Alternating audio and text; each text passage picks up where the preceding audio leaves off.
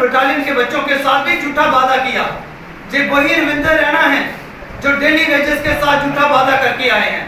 जे वही रविंदर रैना है जो ये कहते रहे कि चिंता नहीं कर। दिन से ज़्यादा हो चुके हैं इसको बैठे हुए कौन असिस्टेंट।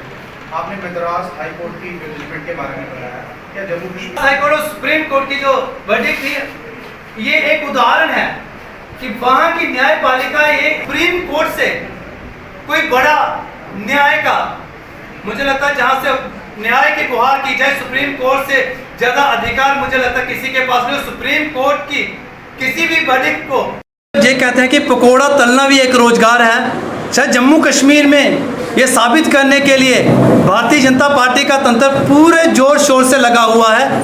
हम भारतीय जनता पार्टी पे आरोप इसलिए लगा रहे हैं क्योंकि जम्मू केंद्र प्रशासित प्रदेश है और जहाँ पे घोटालों का दौर जो शुरू पीडीपी और भारतीय जनता पार्टी के समय से शुरू हुआ, जो केंद्र प्रशासित प्रदेश बनने के बाद भी वो दौर चलता जा रहा है।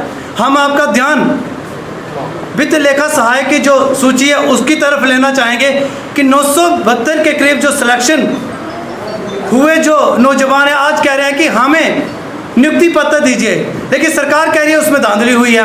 और ये धांधली का जो दौर था जब भारतीय जनता पार्टी के सरकार से शुरू हुआ, जब पुलिस सब इंस्पेक्टर की भर्ती में धांधली हुई तो सरकार एलजी प्रशासन की तरफ से ये कहा गया कि तमाम जितनी भी रिक्रूटमेंट हुई है उनकी जांच की जाएगी।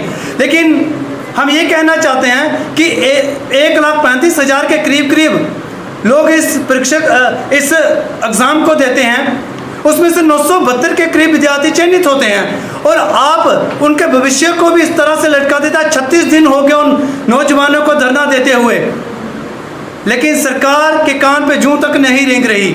972 लोगों की अगर आपने इंक्वायरी करनी हो तो मुझे लगता 2 घंटे नहीं लग सकते, लेकिन सरकार जो मेहनत किए हुए विद्यार्थी, आम आदमी पार्टी ये कहना चाहती है कि मेहनत किए हुए विद्यार्थी के भविष्य के साथ ना खेलें। आप जो कल्प्रिट हैं, जिन्होंने इस धांधली में सम्मिलित हैं, आप उन पे कार्रवाई कीजिए, लेकिन जिन्होंने मेहनत की हुई है आप उनके भविष्य से खिलवाड़ नहीं कर सकते। ये मद्रास हाई कोर्ट भी कहता है, ये सुप्रीम कोर्ट भी कहता है कि आप किसी कल्प्रिट के कारण बेगुनाह को सजा नहीं दे सकते। किसी भी चयन सूची को लेकर सारी सूची को कटघरे में खड़ा नहीं कर सकते। आपको कल्प्रिट को बाहर निकालना होगा।